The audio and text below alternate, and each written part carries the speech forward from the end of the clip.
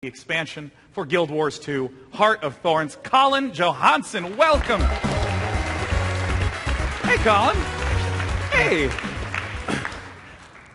Now, Colin, I know there's a lot of content in Heart of Thorns. There is. And one of the big things you want to talk about today was the Guild Hall. Yes. So I'm here today to reveal a world exclusive, our Guild Halls feature, which is our big social feature for Guild Wars 2 Heart of Thorns. And we believe that these online worlds should really be about creating opportunities to bring players together. That's why we make games, hundreds of players playing around in maps. Makes sense for an MMO, yes. Let's not keep them separated. And Guild Halls is our answer to how we allow these players that we're bringing together to have a truly meaningful impact on our world and to own a part of that world. And I brought a world exclusive trailer here today to show what they look like. Well, let's take a look.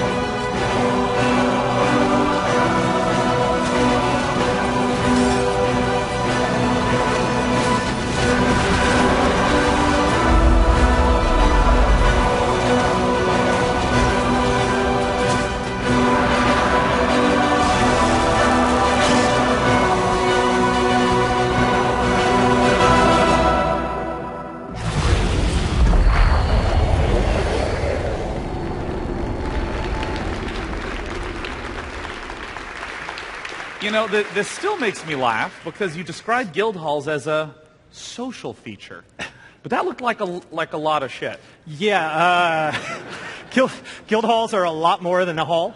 They are an entire map that your guild gets to own.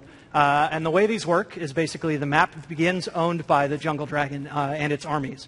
And the guilds will band together, they'll fight their way into the jungle, and they'll actually fight their way through this hall to capture the map for their guild.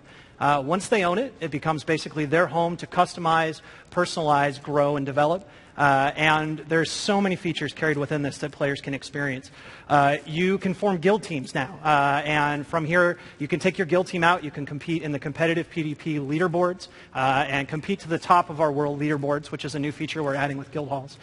You can go on guild missions through the guild portal, where it opens up a portal your entire guild can take. And all together, you can go out in the world and you can complete guild puzzles, go on guild treks, guild races. Within the guild hall itself, you can build all these different buildings as well as your guild progresses and grows. There's so much customization in here and fun for guilds to have. I haven't even gotten to ask you. So, I mean, how much are we not getting to see here? There's a ton. I'll tell you about what some of these buildings are that we're looking at right now. For example, this first one that you can build is an arena. This is actually a combat sandbox that a guild can own. They can customize it. They can fight against their friends, their guild. They can invite other guilds in, and they can brawl against each other. You can decorate this arena. You can put up walls. You can set up traps. You can put down turrets. And you can even change the decorations live while combat is going on, while people are in there fighting against each other to change up the experience. Another one of the buildings that you can build is the workshop. And the workshop is a place where we're adding an entirely new guild-specific crafting profession, where you can make items for all the people in your guild. And within there as well, you can build items that they can take out in the world and use to play the content that we've built in the game. Well, this was a very easy segment for me. That was great. My host, Colin, yay! Now, I mean, what is some of this that we're seeing right now on screen with this assault on this castle? Yeah, so one of the really cool buildings that you can build in your guild hall is actually the war room. And the war room allows you to build tools that you can take into our epic hundreds of players world versus world PvP.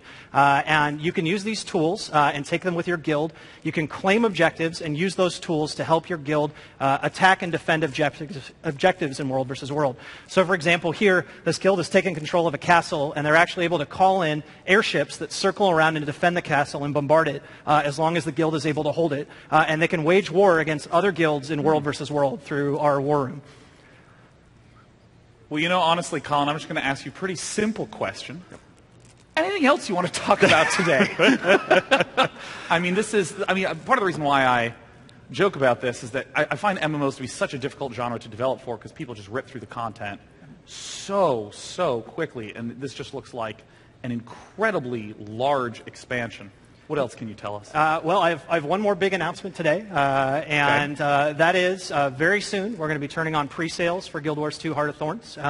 And just like before the release of Guild Wars 2, pre-purchasing will guarantee you access to all of our open beta events that are coming up. And how soon's very soon? We are starting pre-purchase right now. So you can go to the guildwars2.com website.